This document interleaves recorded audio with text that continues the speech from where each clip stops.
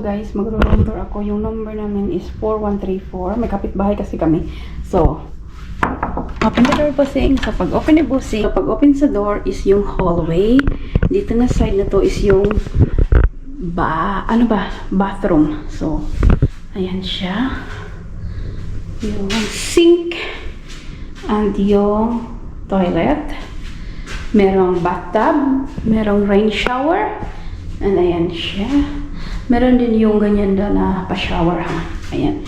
And paglabas dito ay connecting room ito. Then, di ba, hallway. Meron din dito yung cabinet. Ayan siya. May safe, may dryer, may kabayo, may plancha. Ayan. And andito yung anuhan. Lalagyan ng damit. Lalagyan talaga ng damit.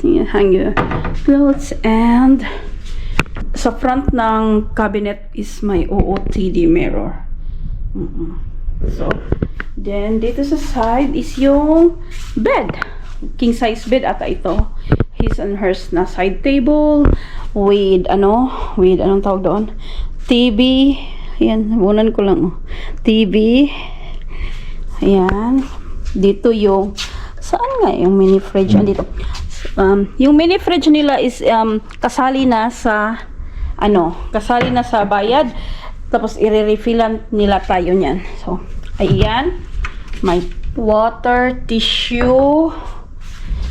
Nandito ata yung yung baso, yan. Sa coffee area, lalagyan ng luggage. Andito yung tables, kung working table. Charot, working table. Tinapon ko lang doon. Ayan siya. And ito yung ganito yung side na to. And yung natin, our maliit na balcony. Ay, ayong open.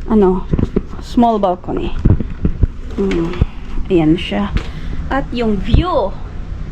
Ayan yung view natin. DJI.